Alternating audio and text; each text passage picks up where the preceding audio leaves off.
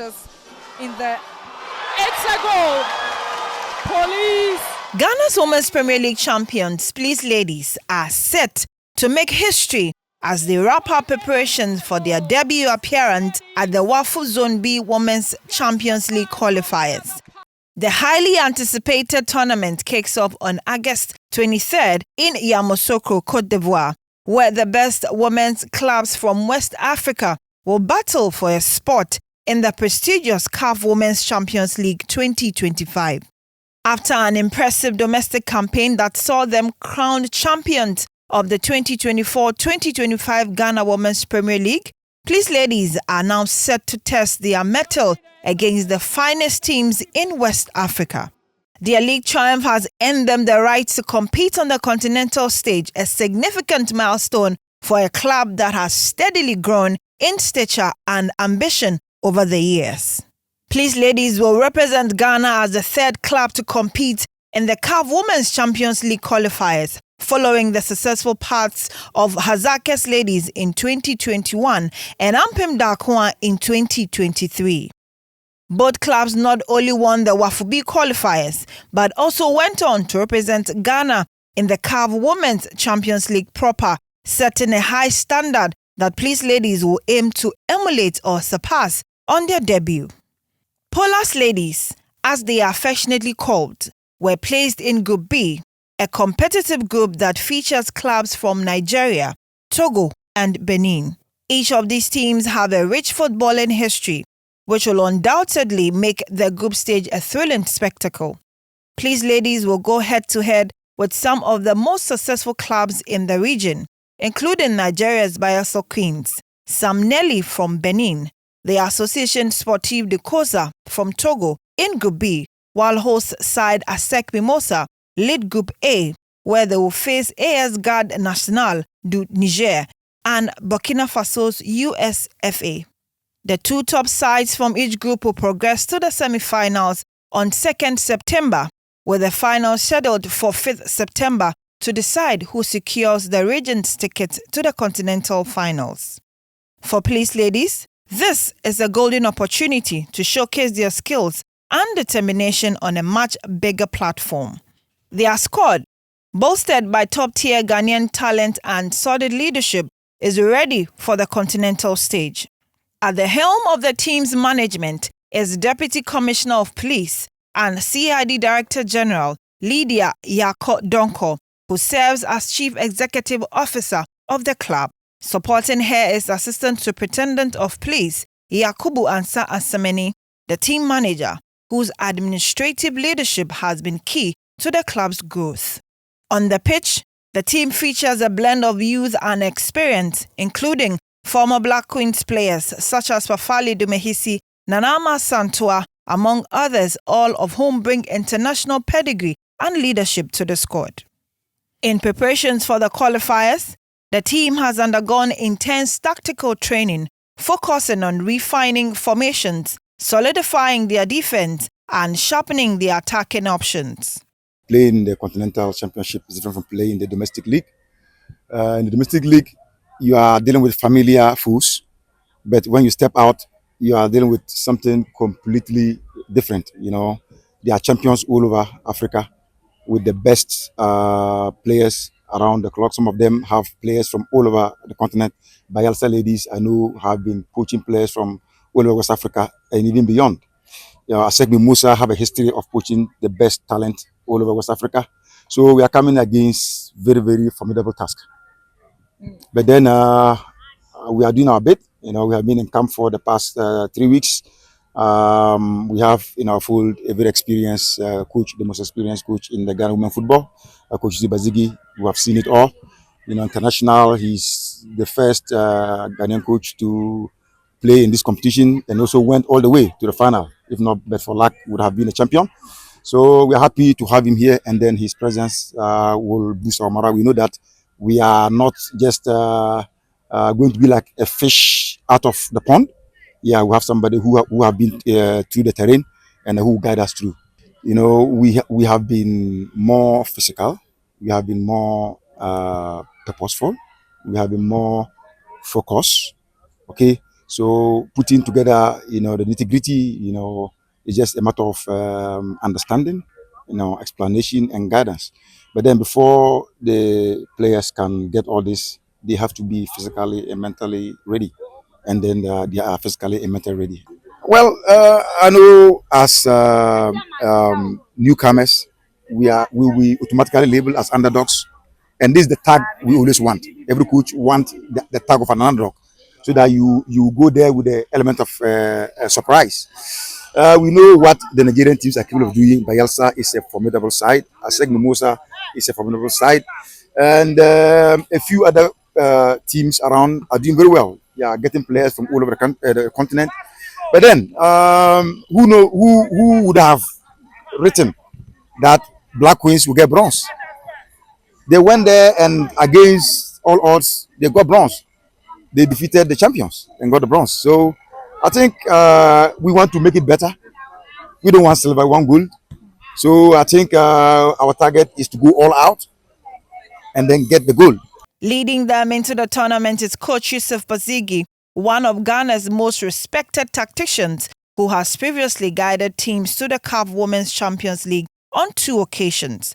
Due to CAF coaching license requirement, Bazigi will take charge of the team in place of Abu Kasim Tabasu, who has been instrumental in guiding the team to domestic success.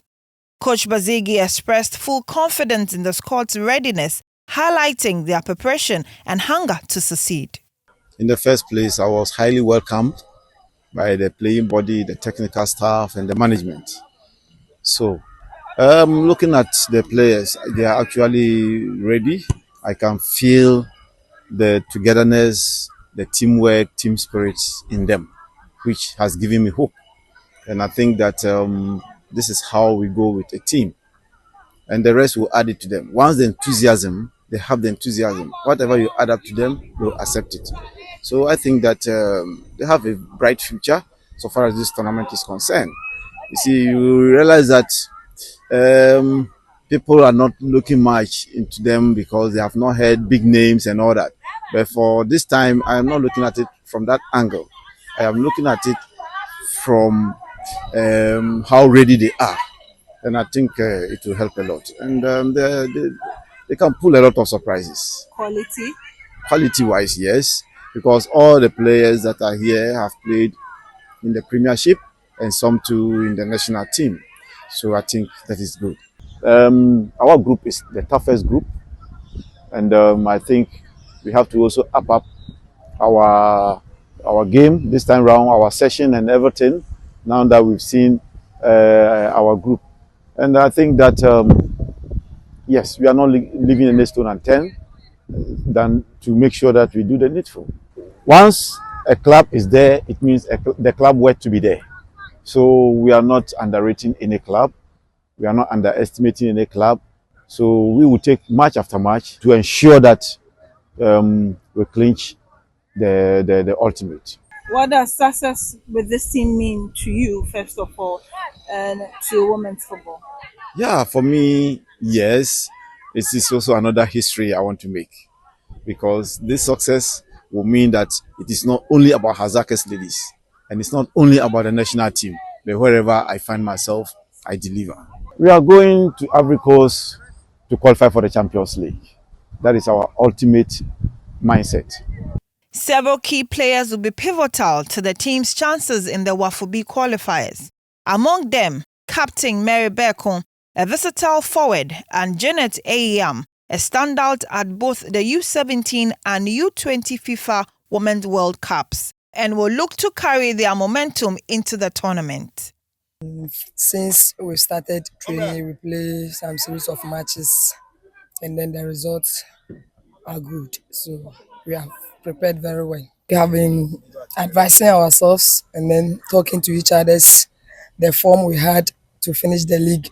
We don't have to lose that form. So we'll build on that, and then since then things has been good for us. That award that I received have motivated me, and then I've been trying hard to work towards the WAFO, and then before we come back, the team will bring the same trophy that we won from here, and then personal award will not even come to me, but other colleagues of mine. If it couldn't be me, someone will also do what? Carry it along. How would you describe the team spirit in camp? Is there a sense of unity and a self-belief amongst yourselves? The unity is there through the coaches and then the players. What I will tell our fans is the support they gave it to Ampem Akua and then Hazakes ladies, we are pleading to them. They should support us as they did to them. Their prayers will be good for police ladies. Yeah, it's been good as you can see. We've been in camp for almost a month and some weeks. I think training has been good with the help of our coaches. I think we are preparing very well. This is not my first time of being in such competitions, and to my colleagues too, some are there, this is their first time, so we are encouraging them mentally because going for this tournament is not going to be easy. The other opponents, they are very strong, so we are preparing towards it. On a personal level and collectively, what has been the target conversation been like? What are we going in there for? Yeah, actually, I will take every season at a step.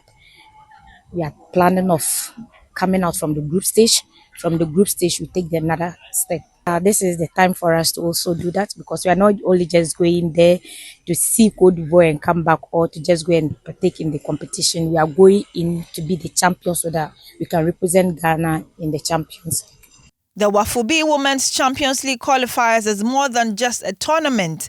It's an opportunity for the participating teams to cement their place in African football history.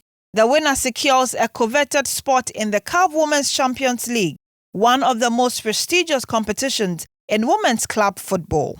For Police Ladies FC, qualifying will be a monumental achievement and a significant step forward for women's football in Ghana. Their involvement represents a new chapter not only for the club, but for the growth and recognition of women's football nationwide. Their participation is expected to inspire young girls, attract investment, and drive greater visibility across the football landscape. Ghana Football Association President Ket Edwin Simeon Okraku says this moment for Ghanaian women's football emphasizes the impact Police Ladies can make on and off the field. I think over the tenure of the competition, it showed quality. And that should motivate all of you in seeing each one of you as having the capacity and quality to compete at any level on the African continent. What that means is that the opposition that will confront you in Cote d'Ivoire are not necessarily better than you are. The maximum they could claim is that they are also champions in their countries. But we are Ghana, and Ghana is Ghana. When it comes to football, whether boys or girls, we are Ghana. Yes, sure. And therefore, we should go out of this country with all the confidence that we have the quality as technical men, we have the quality in management, and we have the quality as players on the pitch. You have a very strong technical team here, full of brains and full of experience. So all of you potentially could have big careers. It depends on how you use or you utilize the opportunity that is coming up. The strategic space or platform that Cote d'Ivoire will be offering you could take you to the height of your careers. Because at the moment, everybody is watching women's football.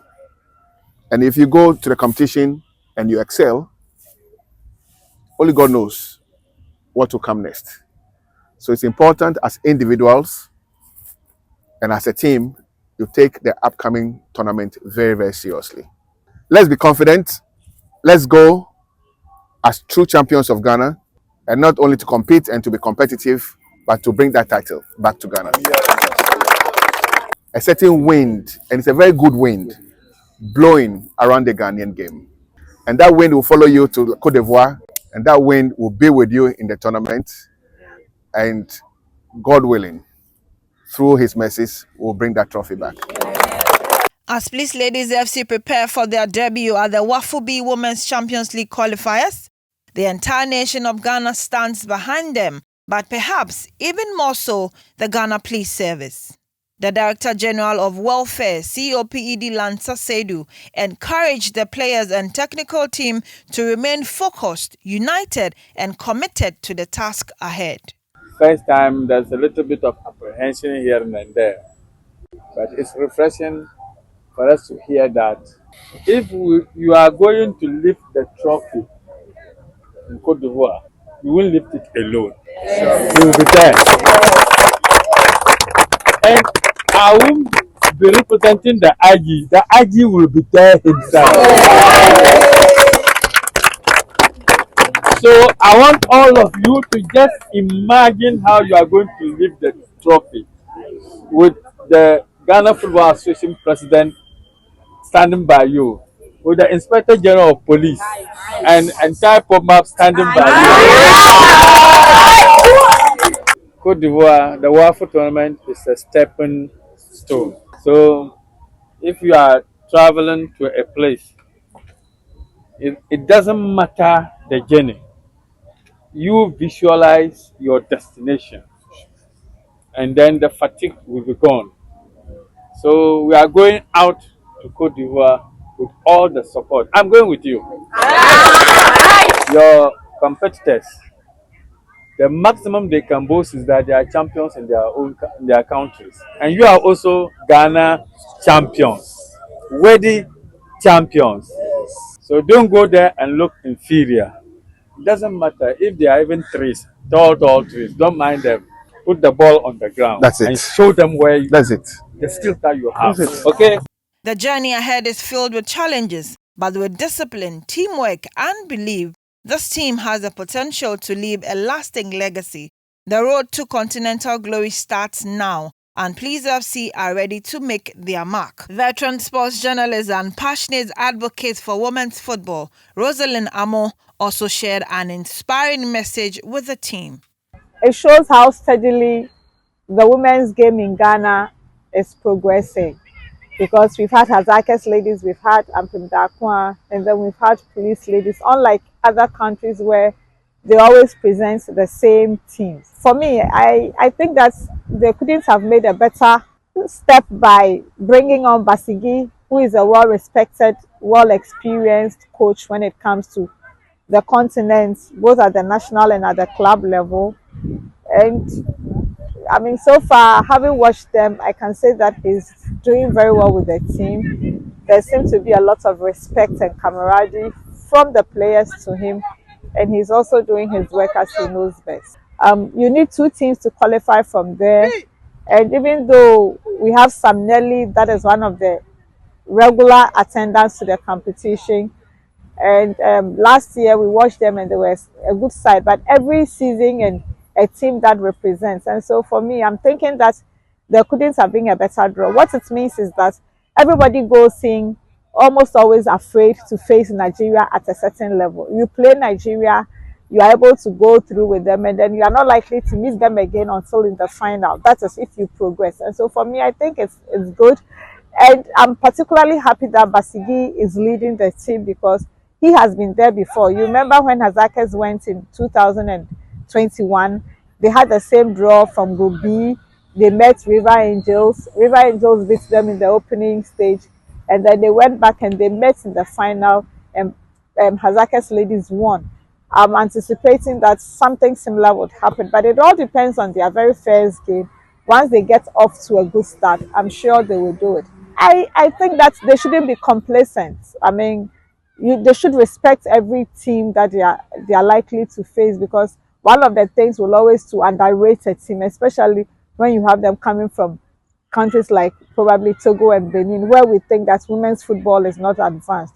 But it is, they are also making inroads, they are improving every season. And so it will do them a lot of good if they do not underrate them and go in prepared and take every game as they come and ensure that they pick their important points. As August 23rd nears, the excitement builds for Please Ladies FC's historic journey to Yamoussoukro. Please Ladies will start their campaign in Group B with Nigeria's representative Bayelsa Queens on August 24th. Then Samnelli from Benin on August 27th. The final group game will be with Association Sportive de Koza from Togo on August 30th, 2025. Ahead of the tournament, Polars have boosted their squad with a foreign addition, signing Danish forward Laura Jules Hansen, who has previously played for clubs including FC Norgeland. Will they rise to the occasion and secure their place in African football history? Well, one thing remains certain, Please ladies are ready to face the challenge heads on.